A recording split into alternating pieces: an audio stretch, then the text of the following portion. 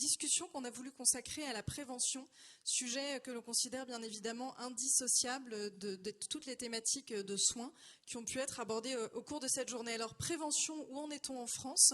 Comment peut-on accélérer sur ce domaine et surtout en faire un levier de lutte contre les inégalités? On en parle maintenant avec Clarisse Lost, présidente de MSD en France. Bonjour. Bonjour. Et Pierre-Yves Geoffard, directeur d'études à l'École des hautes études en sciences sociales. Bonjour. Bonjour.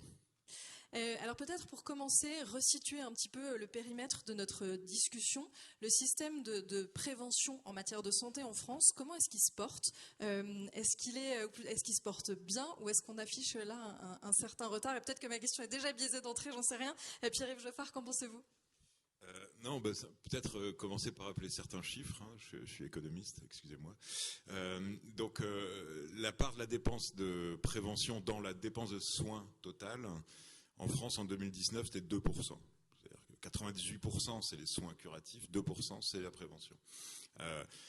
Au niveau de l'OCDE, c'est 2,7%, donc on voit qu'on n'est pas très loin, mais on est quand même un petit peu en dessous.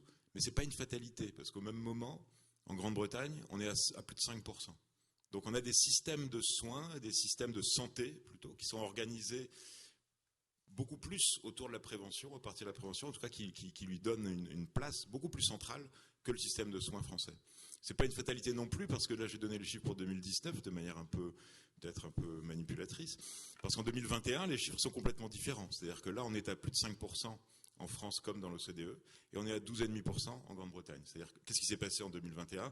Il s'est passé une chose, c'est qu'il y a eu énormément de dépenses de prévention. Pourquoi? Parce qu'il y a eu beaucoup de dépenses dans les vaccins et dans les tests. Donc c'est pas une fatalité quand il y a vraiment, quand le seul outil disponible pour lutter contre une maladie relève de la prévention, là, on est capable en tout cas d'augmenter la dépense. Ça ne veut pas dire que ça produit des effets durables qui ensuite pourront, et des leçons qui pourront être utiles pour d'autres situations moins dramatiques que celles qu'on a traversées et qu'on traverse encore.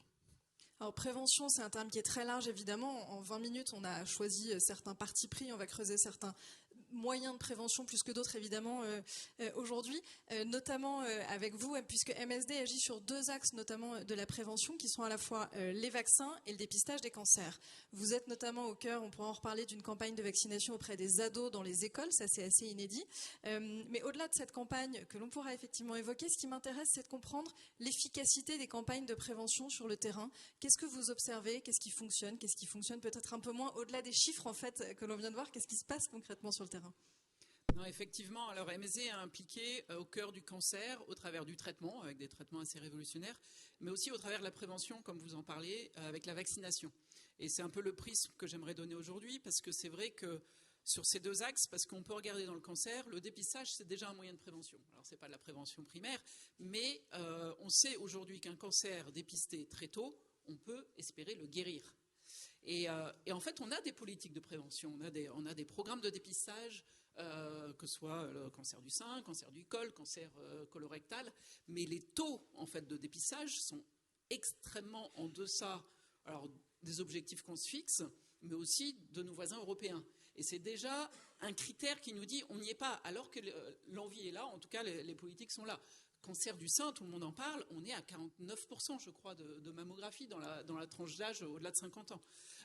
Bien loin des 70-80% de nos voisins européens. Alors que c'est une priorité aussi affichée. Hein. Et c'est une priorité, donc la raison est pourquoi. Et si on regarde sur la vaccination, c'est un peu pareil. Alors pas les vaccinations pédiatriques qui sont extrêmement bien utilisées, mais les vaccinations de l'adolescent et du senior, on n'y est pas du tout en fait.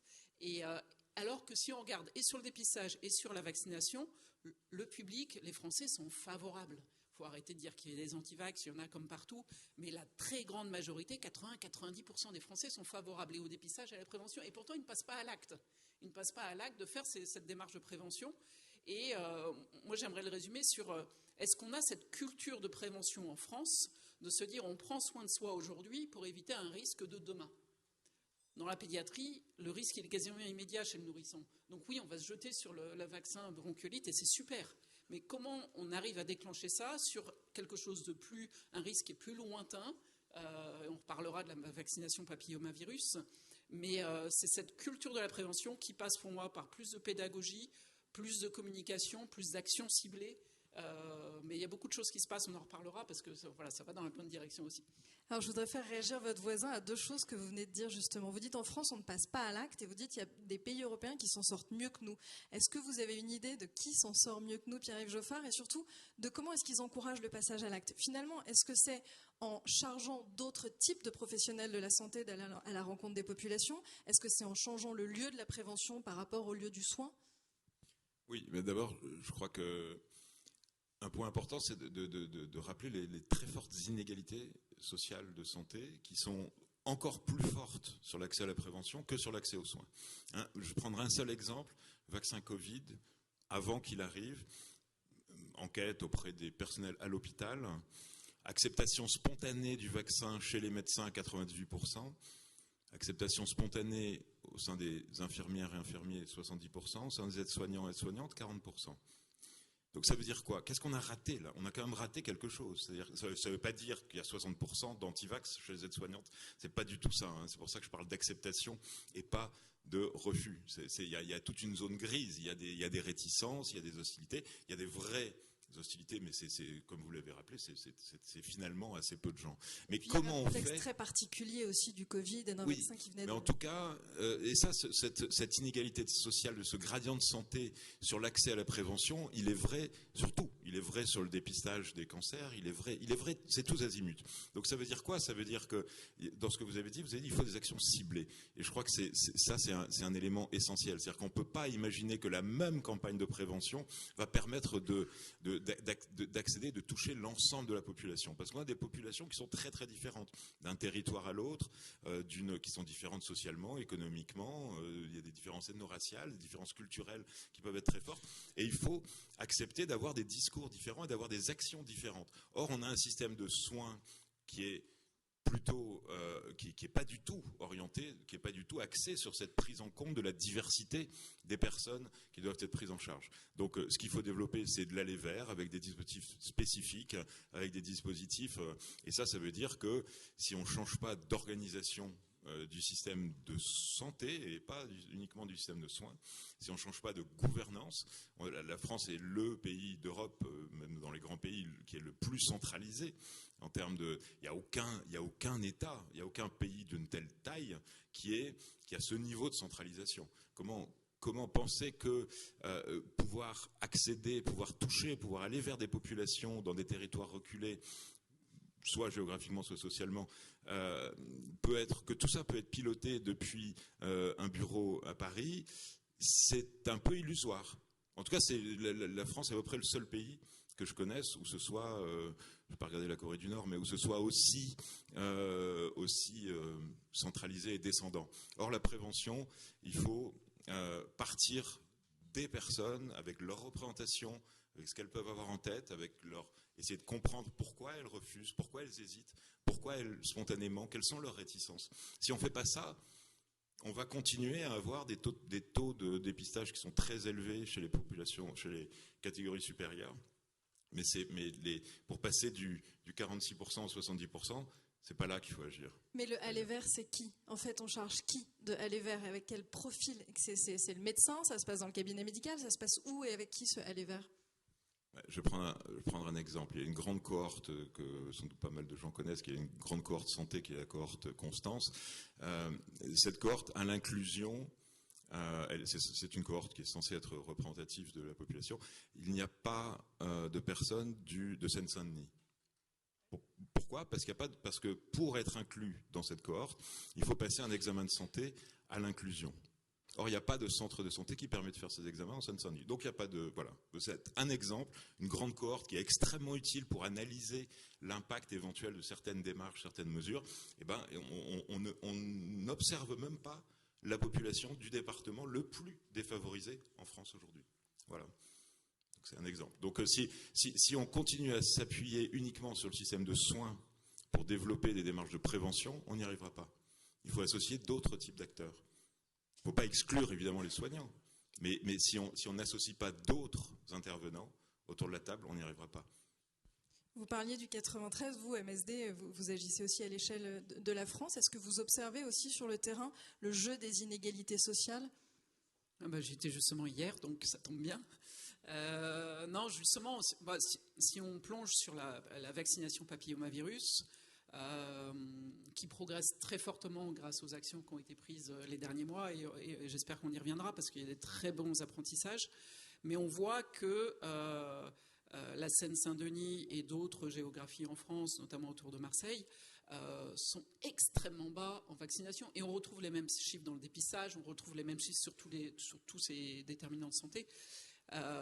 Hier, j'y étais pour essayer justement de comprendre, d'aller à la rencontre de pharmaciens qui ont pris cette compétence de vaccinateur récemment, et essayer de comprendre vraiment qu'est-ce qu'il y a de spécifique en Seine-Saint-Denis. Mais c'est vrai qu'ils ont tellement d'autres priorités que de s'occuper de leur santé là tout de suite. Donc comment on les aide, comment on y va. Le programme à l'école, beaucoup de parents doivent signer des consentements, ils ne parlent pas français. Oui, revenons. Alors, peut-être pour resituer, donc le fameux programme à l'école dont vous parlez, c'est celui de vaccination sur le papillomavirus à l'égard des 11-14 ans, et dont on vient d'avoir les premiers retours, les premiers résultats, et c'est la première année en fait aujourd'hui que. En fait, vous parliez du aller vers. Aller vers, l'école, c'est un moyen génial. Et si on regarde l'étranger, ceux qui ont réussi la vaccination papillomavirus depuis 15 ans, ils ont des programmes à l'école. Donc depuis 15 ans, il y a des programmes à l'école, et nous, c'est la première année. Depuis 15 ans, il y a des programmes à l'école, et aujourd'hui, ils sont en train d'éradiquer les cancers HPV. C'est la première année, et soyons heureux, c'est là. C'est quoi les résultats là, de cette couverture de campagne? Je crois que M. Valtou, vous allez annoncer ça demain. Donc je ne vais pas en parler. Pas d'avant-première. C'est un très bon début parce que ça s'est fait dans un temps dans un temps record. Il y a des retours d'expérience sur comment on obtient plus de consentement des parents, sur comment on implique plus l'éducation nationale. Donc voilà, c'est pas mon travail, je laisse les experts faire. Mais c'est un excellent début, et c'est surtout le meilleur moyen d'aller vers les populations et de lisser les inégalités, parce que tous les collèges en France vont y avoir accès. Et donc ça, c'est un premier pas. Donc ça, c'est en classe de 5e, ça ne suffit pas parce qu'il y a tous les adolescents qui n'ont pas été vaccinés à ce jour. Et c'est là où le pharmacien est aussi un lieu de proximité. L'adolescent ne va pas chez le médecin. Dans la plupart des cas, et heureusement, ils sont en bonne santé, donc on ne va pas chez le médecin. Donc le pharmacien est aussi un lieu de proximité qui peut jouer un rôle extraordinaire. Et donc oui, la France a été en retard sur l'école. La France est première pour avoir les pharmaciens comme vaccinateurs et jouer ce rôle de proximité comme acteur de santé sur la vaccination, sur les trottes, sur beaucoup d'éléments. Donc c'est un immense pas en avant, et je pense que le pharmacien peut jouer un rôle. Et les pharmaciens que j'ai rencontrés hier en Seine-Saint-Denis, le premier réflexe qu'ils m'ont dit, je me régale avec ce nouveau rôle. Et donc il faut capitaliser, mais comment on les accompagne par rapport à ça? Aujourd'hui, encore hier, il n'y a aucune personne qui se présentait que j'ai entendu dire « Ah bon, ils ne sont pas au courant que le pharmacien est vaccinateur ». Donc en fait, on n'a pas du tout communiqué sur ce nouveau rôle du pharmacien, sur comment on l'accompagne. Eux-mêmes, le Conseil de l'ordre des pharmaciens n'a pas vraiment communiqué, c'est resté dans une microsphère. Donc il faut vraiment, et ça rejoint les politiques de dépistage, on met les mesures en place, il faut qu'on aille beaucoup plus loin dans la communication, dans l'accompagnement de ces grandes transformations, mais c'est déjà un super début. Est-ce qu'il y a en cette matière d'aller vers des populations, que ce soit seniors, vous mentionniez tout à l'heure, ou les ados, est-ce qu'il y a des initiatives qui ont été faites à l'étranger, ou que vous avez pu observer peut-être à travers le périmètre de votre groupe, qui est un groupe international, qui sont notables, qui fonctionnent bien, desquels on pourrait s'inspirer? Alors ce que je vois à l'étranger, moi j'en ai parlé, c'est l'école. Il y a des pays comme l'Espagne. L'Espagne n'a pas le système de vaccination à l'école. Par contre, ils ont cette culture de prévention. Et qui remonte à il y a très longtemps, où ils n'étaient pas aussi développés qu'aujourd'hui. Et on le voit aujourd'hui, les pays qui sont le plus moteurs dans la vaccination, c'est ceux qui n'ont pas beaucoup d'accès aux soins, en fait. Or, nous, on a un super système de soins, et du coup, on a peu investi sur la prévention. Et aujourd'hui, on a cet enjeu et de santé, et économique aussi, de pouvoir désengorger les hôpitaux, de pouvoir éviter, alors qu'on a une population qui est vieillissante. Donc l'école, c'est pas suffisant, c'est la culture de prévention, c'est de prendre soin de soi, c'est agir aujourd'hui pour éviter la maladie demain, et c'est toutes ces actions-là qu'il faut prendre en compte. Nous, on travaille beaucoup dans nos équipes, dans les territoires, et je rejoins ce que vous dites, c'est des actions très locales, très ciblées. On a beaucoup d'expérimentation en fait dans les régions, avec les collectivités territoriales, ou les départements, ou les mairies. Il y a Lyon qui a lancé Immuniser Lyon, il n'y a pas si longtemps. Être le plus proche possible des problématiques territoriales, régionales, locales, permettent aussi d'être plus efficaces dans ces actions de prévention. Mais alors ça, je ne sais pas comment le formuler pour le dire de manière politiquement correcte, mais il y a dans les inégalités territoriales des enjeux de communauté qui varient d'un territoire à l'autre. Est-ce qu'il faut faire du communautarisme, entre guillemets? Je suis désolée, je ne sais pas exactement comment le dire, mais Pierre-Yves Geoffroy, ma question est pour vous, peut-être que vous formulerez la réponse beaucoup mieux que ma question. Oui, c'est une question piège. La santé communautaire en France, on est très réticent par rapport à ça, parce que tout ce qui ressemble à des communautés qui ne sont pas la communauté nationale, l'une et indivisible, on se méfie. En même temps, il y a des différences, il y a des diversités, vous parliez tout à l'heure de parents qui ne parlaient pas ou qui maniaient mal la langue française et qui du coup avaient des difficultés à exprimer leur consentement par rapport au vaccin de leurs enfants.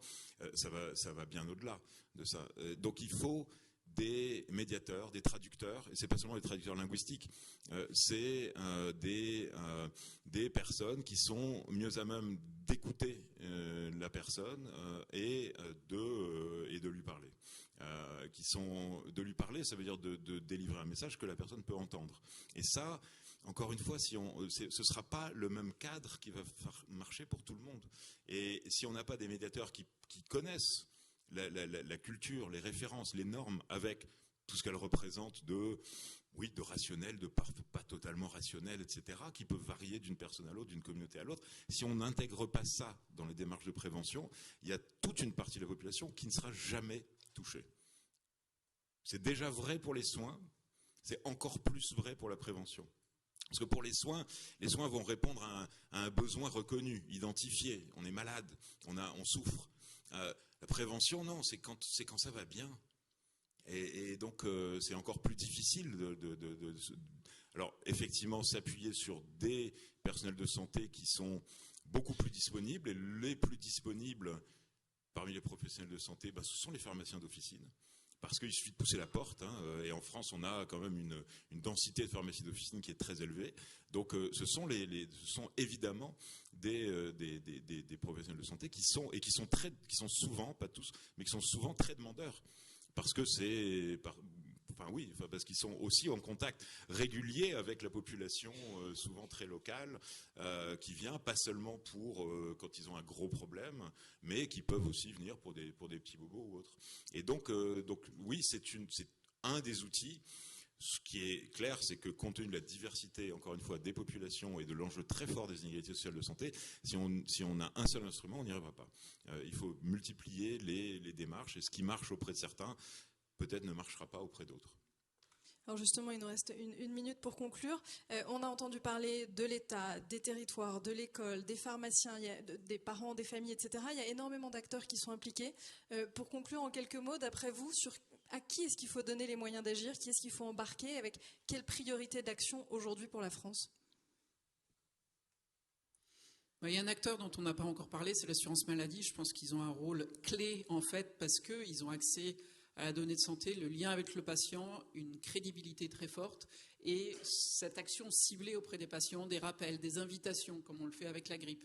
Ce genre d'actions extrêmement ciblées, personnalisées, sont les plus impactantes. Et l'assurance maladie, pour moi, a un très grand rôle à jouer dans les campagnes de pédagogie, de communication et surtout autour de la prévention. Alors je répondrai peut-être de manière un tout petit peu différente, c'est-à-dire que ne pas penser les choses top-down. Et dans les années 90, les Pays-Bas ont fait une expérience qui était très intéressante, c'est qu'ils ont fait un appel à projet très très ouvert pour réduire les inégalités sociales de santé. Et cet appel était très ouvert, c'est-à-dire qu'il ne s'adressait pas uniquement aux soignants, mais il pouvait... donc ça, et ça, ensuite, alors les démarches ont été proposées et c'est vraiment monter du terrain. Ça pouvait être une école qui s'associait avec un centre de santé, ça pouvait être une prison qui s'associait, etc. C'était très très varié. La condition, c'était que les initiatives entreprises puissent être évaluées. Alors ça n'a pas été forcément extrêmement suivi ensuite, mais en tout cas, il y a sur le terrain une énergie et énormément d'inventivité, une connaissance du terrain qui est évidemment pas l'alpha et l'oméga de la santé publique, mais qui permet quand même, qui doit être mobilisé. Et je crois que si on continue à réfléchir en disant quel est l'acteur, est-ce que c'est Bercy, est-ce que c'est Ségur, est-ce que c'est la CNAM, etc., je pense qu'on passe à côté du problème. Alors en France, on réfléchit pas très souvent en bottom-up, mais il y a quand même des startups ici, donc qui sont plus dans cette logique. Je crois que vraiment il faut vraiment partir de là et se dire il y a énormément de gens sur le terrain qui veulent faire les choses et qui veulent bien faire les choses. Est-ce qu'ils ont les moyens? Comment faire pour les encourager? Comment faire pour identifier ce qui marche et ce qui marche pas? Comment faire pour identifier ce qui est généralisable et ce qui ne l'est pas? je crois que là, il y a des choses à essayer, au moins. Ça ouvre effectivement la question de la mesure, de l'efficacité. On se quittera sur cette porte ouverte pour un sujet peut-être d'une prochaine table ronde. Vaste sujet, exactement. Un grand merci. Et nous cédons la place à Frédéric Velto.